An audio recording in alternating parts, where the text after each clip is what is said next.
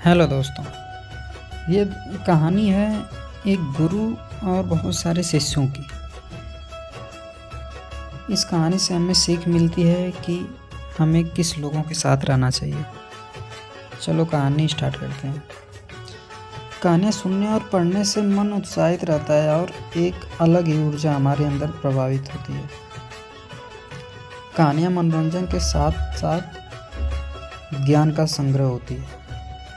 बहुत पुरानी बात है, जब बच्चे आश्रम में रहकर शिक्षा ग्रहण करते थे। उस समय बच्चों को बचपन में आश्रम भेज दिया जाता था और जब तक उनकी शिक्षा पूरी नहीं हो जाती थी तब तक उनको घर आने नहीं मिलता था। एक बार सभी शिष्यों की शिक्षा पूर्ण हो गई थी। तभी उसके गुरु ने सभी शिष्यों को बुलाया और 3 एक समान लकड़ी के खिलौने उनके सामने रख दिए और सभी सदस्यों से पूछा, बताओ इनमें क्या अंतर है। पहले तो किसी को कोई अंतर समझ में नहीं आया, पर ध्यान से देखने में लकड़ी के खिलौनों में अंतर समझ में आ गया। एक शिष्य कहा, इसके एक कान में छेद है, दूसरे खिलौने के मुंह और कान में छेद है और तीसरे खिलौने के दोनों कान में छेद है। गुरु ने उन सभी सदस्यों से कहा, जीवन में तुमको भी इस प्रकार के लोग मिलेंगे। पहला खिलौना, जिसके दोनों कान में छेद है, वह यह दर्शाता है कि जब आप किसी को अपनी समस्या सुनाएंगे तो वह एक कान से सुनेगा और दूसरे कान से निकाल देगा। ऐसे लोग कभी विश्वास के पात्र नहीं होते, इसलिए कुछ भी हो जाए ऐसे लोगों को तुम कभी भी अपनी समस्या मत बताना। दूसरा खिलौना, जिसके एक कान और मुंह में छेद है, वह यह दर्शाता है जब तुम ऐसे व्यक्ति को अपनी गुप्त बात या समस्या बताओगे तो वह सबको वह बता देगा। ऐसे व्यक्ति को कभी अपनी बात नहीं बतानी है, ना उस पर कभी भरोसा करना है।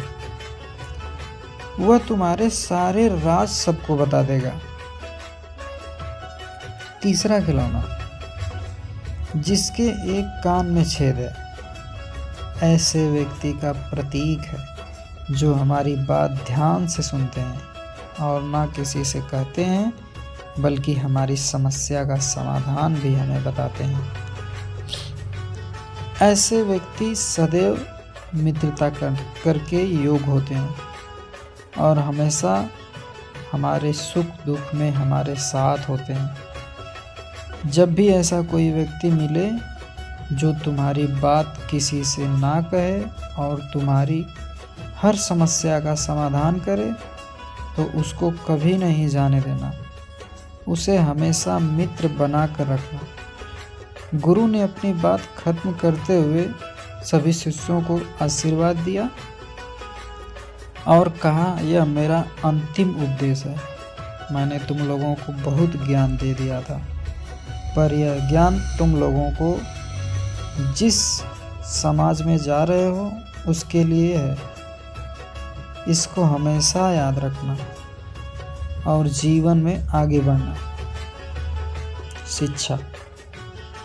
इस कहानी से हमें किस प्रकार के लोगों को अपना मित्र बनाना है और किस प्रकार के लोगों से हमें दूर रहना है, इसका ज्ञान प्राप्त होता है। थैंक यू दोस्तों।